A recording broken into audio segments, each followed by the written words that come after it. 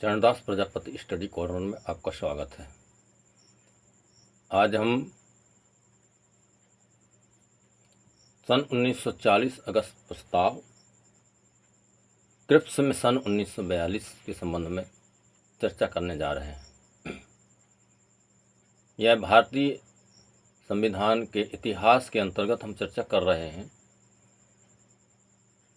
और आज का विषय सर्वप्रथम अगस्त प्रस्ताव। अगस्त प्रस्ताव क्या है?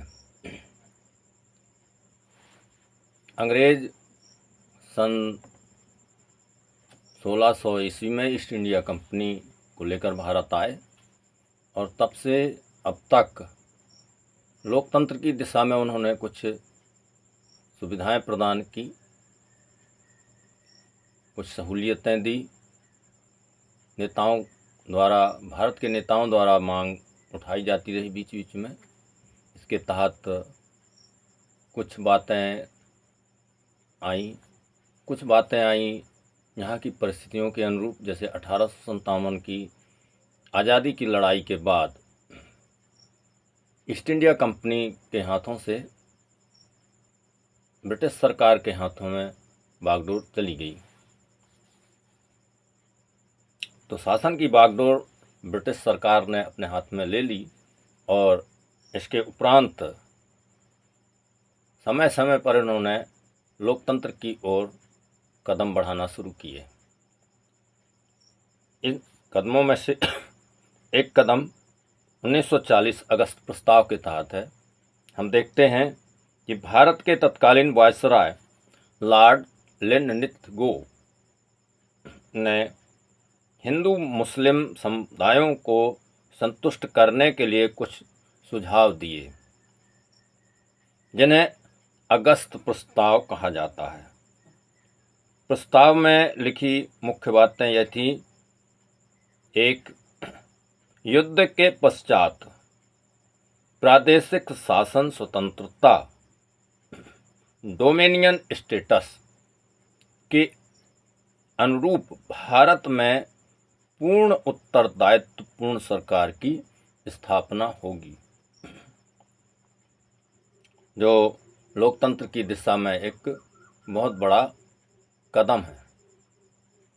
दो, भारतीयों को कुछ शर्तों पर अपना संविधान बनाने का अधिकार होगा और इसी के तहत वर्तमान संविधान बनकर तैयार हुआ था।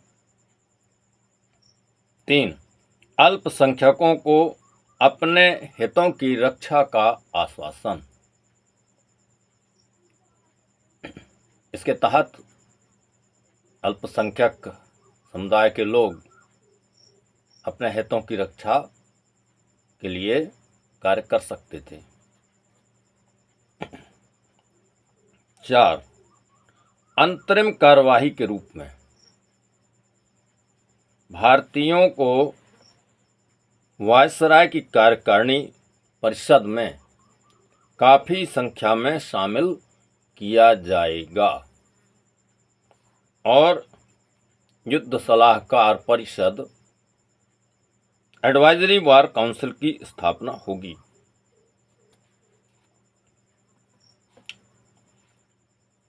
यह सारी बातें अगस्त प्रस्ताव के अंतर्गत आती हैं। दूसरा जो क्रांतिकारी कदम था वह था क्रिप्स मिशन 1942। भारत सरकार अधिनियम 1935 के अनुसार 1937 में चुनाव हुए। मुंबई प्रांत के चुनावों में डॉक्टर बाबा साहब अम्बेडकर के नेतृत्व में स्वतंत्र मजदूर पक्ष को भारी जीत मिली। इस नई पार्टी के 17 विधायक मुंबई विधिमंडल के लिए चुने गए। डॉक्टर बाबा साहेब अम्बेडकर स्वयं भी मुंबई विधानसभा के सदस्य चुने गए। मुंबई प्रांत में तथा अधिकतम प्रांतों में कांग्रेस पार्टी की सरकारें बनी।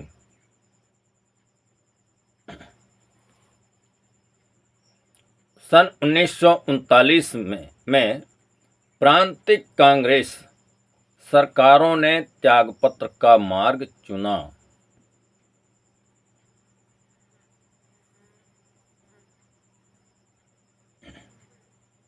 द्वितीय विश्व युद्ध में अंग्रेजों के असहकार का कारण इन त्यागपत्रों के पीछे था।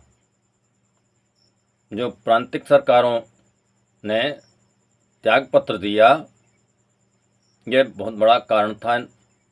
विश्व युद्ध में जर्मनी जापान का पलड़ा भारी होने लगा।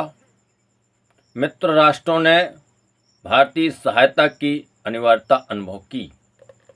उन्हें ऐसा लगा कि भारतीयों की सहायता ली जाए तो ये विश्व युद्ध में हमारी जीत हो सकती है। उन्होंने ब्रिटेन पर दबाव डाला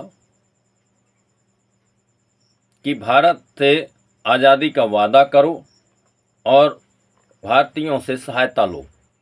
यह बात मित्र राष्ट्रों ने ब्रिटेन पर दबाव के रूप में बताई। 23 मार्च 1942 को सर स्टैफर्ड क्रिप्स भारत में आए। क्रिप्स योजना में अनुसूचित जाति के राजनीतिक प्रतिनिधित्व तथा संवैधानिक संरक्षणों को खारिज कर दिया गया। बाबा साहेब अम्बेडकर ने क्रिप्स मिशन के प्रति कड़ा विरोध जताया। सर स्टैफर्ड क्रिप्स ने प्रश्न उपस्थित किया कि स्वतंत्र मजदूर पार्टी का नेता अनुसूचित जाति का प्रतिनिधित्व कैसे कर सकता है। जवाब में बाबा साहब अम्बेडकर ने आनन फानन में देश के सभी दलित नेताओं का सम्मेलन आयोजित किया।